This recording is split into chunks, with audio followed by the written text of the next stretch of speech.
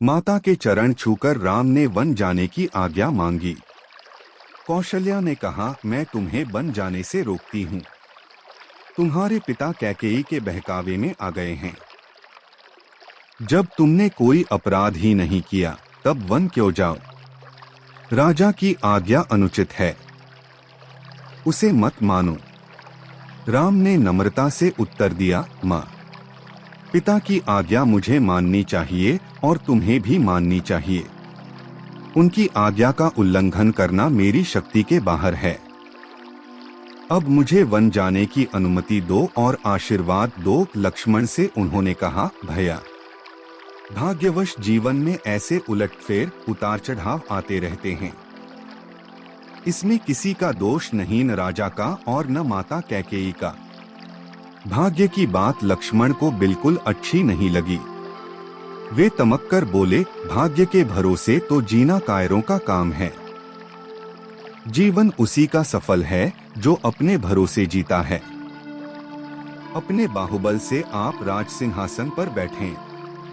अगर किसी ने विरोध किया तो मैं अयोध्या में आग की वर्षा कर दूंगा। श्री राम ने लक्ष्मण को समझाया, मेरे लिए जैसा राज सिंहासन वैसा ही बन। अधर्म का राज्य मुझे नहीं चाहिए। तुम जो कह रहे हो वह आयों के अनुकूल व्यवहार नहीं है। लक्ष्मण चुप हो गए। कौशल्या रोकर राम से लिपट गई और कहने लगी, जाते ही हो तो मुझे साथ ले चलो। राम ने उन्हें समझा बुझाकर शांत किया और वन जाने की अनुमति मांगी। माता ने कहा, बेटा, जाओ, जिस धर्म का तुम पालन कर रहे हो वही है तुम्हारी रक्षा करे।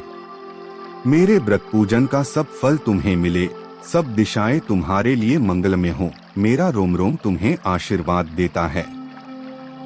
माता से विदा लेकर राम सीता के पास गए। सारा हाल बताकर सीता से भी उन्होंने विदा मांगी। यह भी कहा कि माता बूढ़ी हैं, उनकी देखभाल करना और भरत का रुख देखकर काम करना। वे कुल के भी स्वामी होंगे और राजा भी। उनके सामने मेरी प्रशंसा भूल कर भी न करना, क्योंकि प्रभुता वाले लोग अपने सामने दूसरों की प्रशंसा सहन नहीं कर सकते। 14 वर्ष बाद हम तुम फिर मिलेंगे। इस समाचार से सीता व्याकुल हो गई। फिर संभल कर बोली, मुझे छाया की भांति तुम्हारे साथ रहने का पिता से आदेश मिला है। इसे तुम जानते ही हो। मैं भी वन को चलूंगी। राम ने उन्हें बहुत तरह से समझाया बुझाया। जब वे किसी तरह न मानी तो राम ने कहा, तुरंत चलने के लिए तैयार हो जाओ। तभी लक्ष्मण भी वहां आ गए और उन्होंने भी साथ चलने का आग्रह किया। अंत में राम को उन्हें भी साथ चलने की अनुमति देनी पड़ी।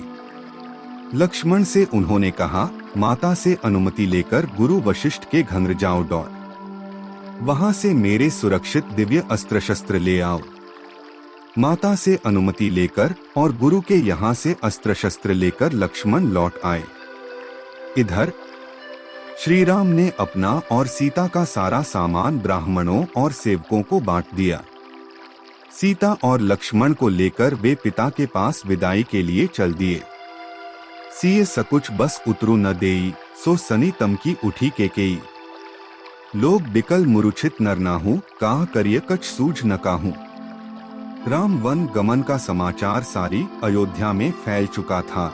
राम लक्ष्मण और सीता को के महल की ओर जाते देखकर नगरवासी दशरथ और केकेयी को धिक्कारने लगे। उधर राजा महल में राजा दुहक से तड़प रहे थे। उन्होंने कौशल्या और सुमित्रा को अपने पास बुला लिया था। राम ने सबसे विदा मांगी। राजा ने उठने को कोशिश की पर वे गिर पड़े और मूर्छित हो गए। जब उनकी मूर्छा जगी तो राम ने विदा मांगी और कहा, सीता और लक्ष्मण भी मेरे साथ जाने का आग्रह कर रहे हैं। हम लोगों के लिए आप शोक न करें। राजा दशरथ ने कहा, बेटा, केकेयी ने मेरी मति हर ली है। मुझे पकड़कर बंदी घर में डाल दो और अयोध्या के राजा बन जाओ। राम ने बड़ी नम्रता से कहा, पिताजी, मुझे राज्य लोभ बिल्कुल नहीं है। यदि मैं वन न जाऊं तो आपका वचन भी मिथ्या होगा। रघुकुल की रीति मिट जाएगी। मुझे वन जाने दीजिए। कैकेयी बीच बीच में राजा दशरथ को फटकारती जाती थी।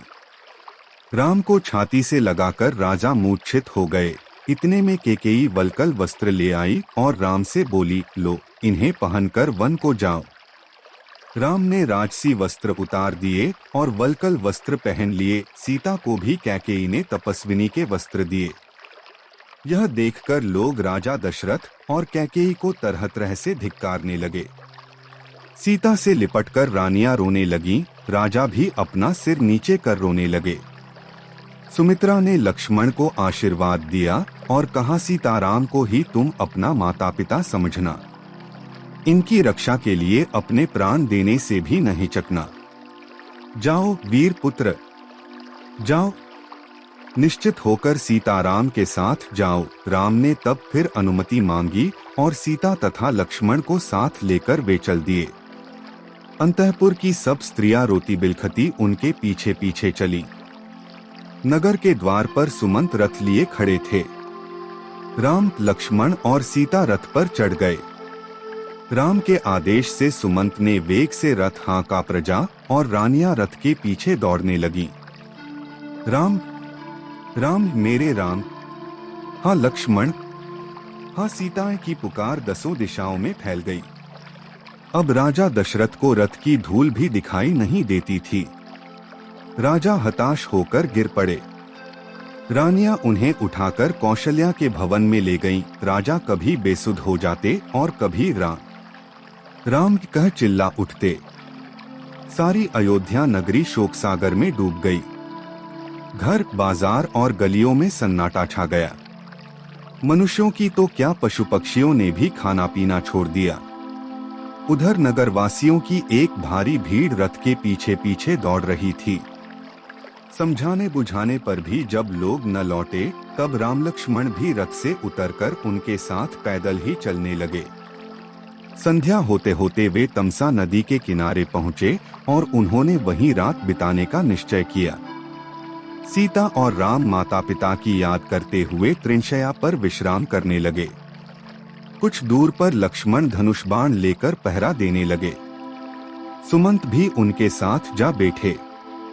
थके मादे पुरवासी घोर निद्रा में सो गए। पहर रात रहते ही राम उठे और सुमंत से बोले, ता लोगों का कष्ट मुझसे नहीं देखा जाता। शीघ्र रथ तैयार करो और इस प्रकार रथ हाँको कि जगने पर लोगों को पता न लगे कि रथ किधर गया। सुमंत ने ऐसा ही किया।